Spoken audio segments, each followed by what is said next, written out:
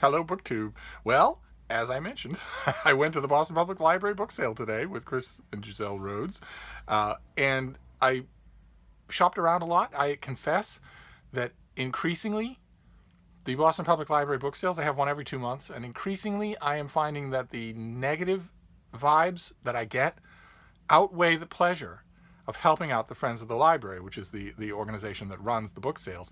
The negative vibes come from all of the dealers that just fill the room.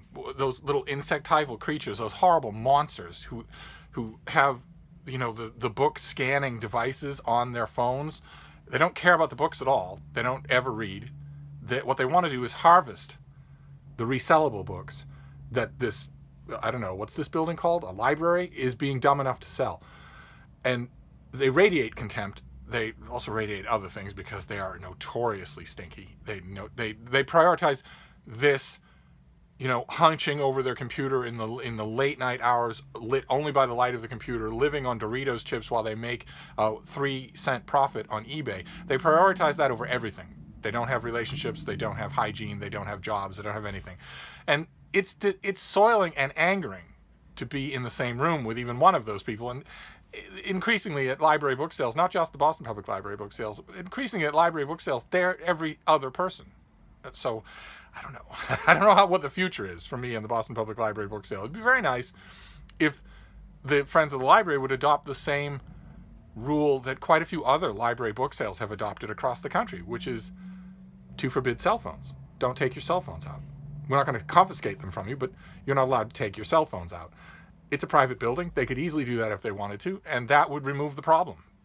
Because these people don't, these insectival dealers, these Borg creatures, don't know anything about books either. It's not like they can look at a shelf of books and tell you which one they might be able to resell for more money than they buy it for.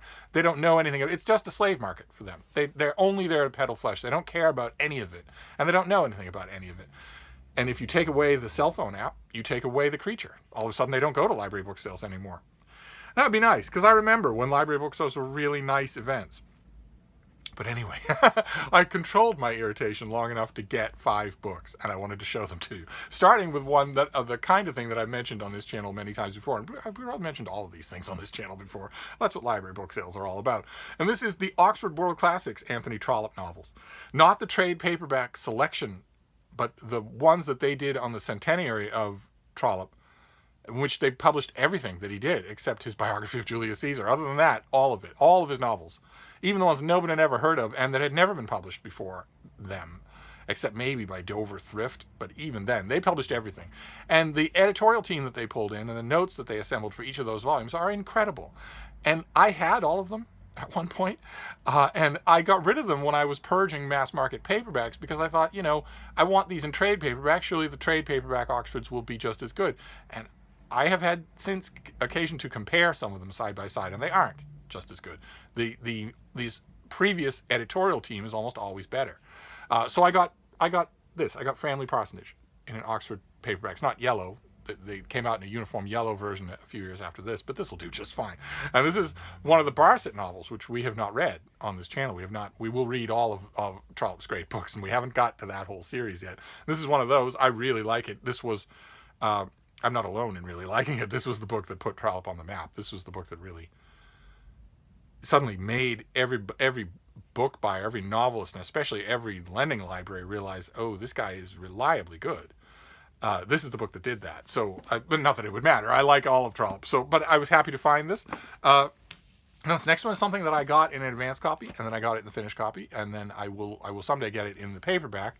And I reviewed it as well. If I remember, I'll put my review down below. But I got rid of it. Either I mailed it to one of you, or I just thought, 6 biographies of this particular person is probably 4 too many.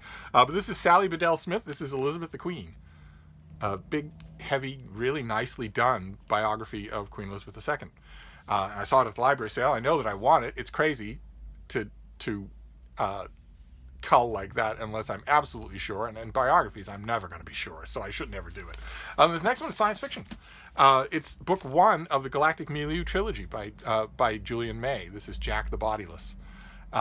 It's a series of science fiction novels set in the well, now it would be the past. It'd be our past. But it was when Julian May was writing these. This was around the 21st century, around the beginning of the 21st century, where there is a galactic milieu, the title of the trilogy. There is a group of intergalactic species who accept new members once those new members have mastered their metapsychic abilities. So in this particular science fiction universe, the card of entry for the Galactic Federation or whatever it is not technological so much as it is biological. Have you actually achieved metaconcert? Have you mastered your inherent psychic abilities? And there are 5 of them. There are 5 families of psychic abilities: telekinesis and telepathy and empathy and whatnot, and coercion. And mankind has always had creatures like that. They've always had people who had those abilities but were totally untrained. And now they're right on the doorstep. As these books start, they're right on the doorstep of, they now know that the galactic milieu exists, and they're right on the doorstep of joining it.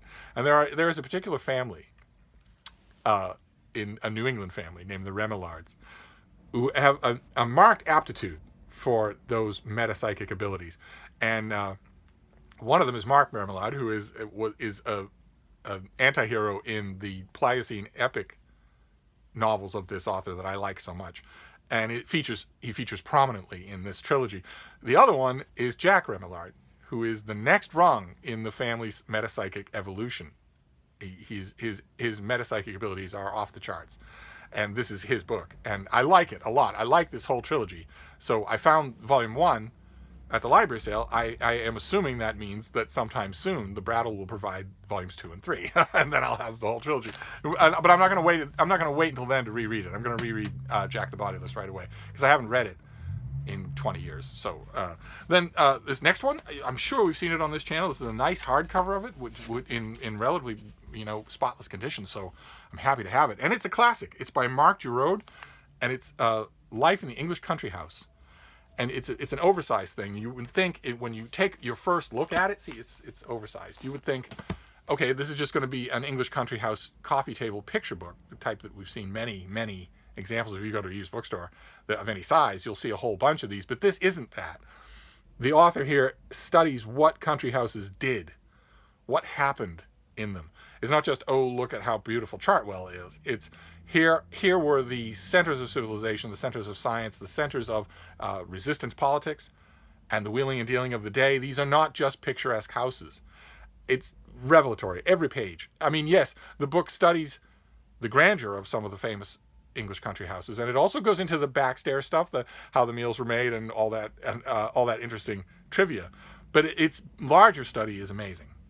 It's just an indispensable work of English history, and it was lauded on both sides of the Atlantic when it came out.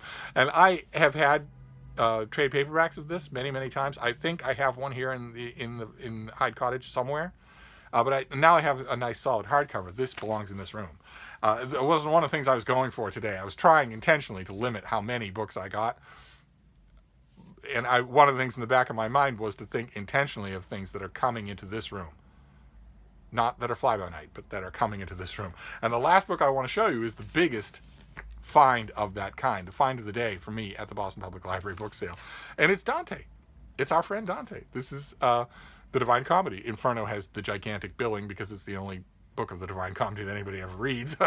But I saw this. This is lovely. This is Fall River, a Fall River trade paperback. It's big, it's lovely, and it's light as a feather. And I saw when I looked at the dust jacket that it says that it has the Gustave Doré illustrations.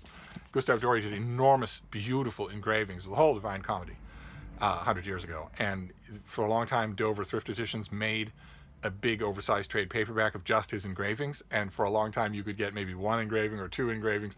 And I saw that this book had them all and put it in my basket. I thought, okay, well, it's probably, if it's a remainder, it's probably the John Ciardi translation, which I do not like. Ciardi is by far the most reprinted Divine Comedy translator, and I don't like him. I've never liked him. I thought, okay, well, that's a fair trade. You're getting a translation that you don't like, but you're getting a beautiful edition and the Doré illustrations all throughout. Then I got it back here and realized that it's not the John Ciardi translation. It's Henry Wadsworth Longfellow. This is the Longfellow Dante, all of it, not just the Inferno. with the Dore illustrations. In other words, the thing that I talk about on this channel so often, about how I wish that I could magically make the perfect edition of whatever book. So if it's a translation, the perfect translator, the right illustrations, the right look, how I wish that that were possible. Well, this is it. This is the perfect Divine Comedy for me. So I'm glad to have it. That was the find of the day. So that's it. That was my Boston Public Library sale this time around. Not sure what will happen in June. I'm not all that eager to see those creatures again. And they don't go to the Brattle bookshop here in Boston because I think they know better. But anyway, we have Life in an English Country House. We have The Inferno, a Fall River hardcover that I think was made by a Remainder House. And that is beautiful. It's got the Dore illustrations all throughout, and it's the Henry Wadsworth Longfellow translation, which plenty of people will call unfaithful or anachronistic.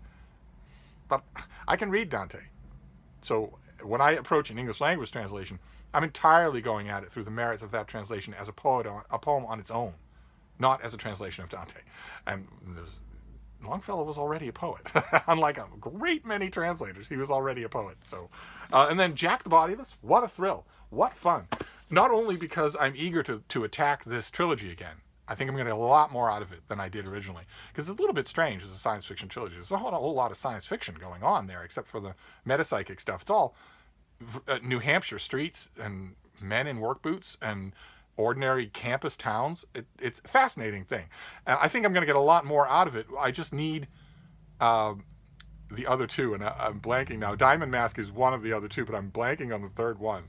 There's Jack the Bodiless, there's Diamond Mask, and there's one other. I'll figure it out, because I'm sure now, the karma of my used book buying, I'm sure that the other two will come across my path, and then I'll have the whole bunch. Then Elizabeth the Queen, by veteran royal watcher Sally Bedell Smith, just go on the shelf with my other Windsor biographies. And finally, Framley Parsonage, in a mass market Oxford World's Classics that I will just reinforce so that when the time comes, I'll have that copy as opposed to any other. And there you go. That was the Boston Public Library book sale this time around. Great fun. Great to see Chris and Giselle.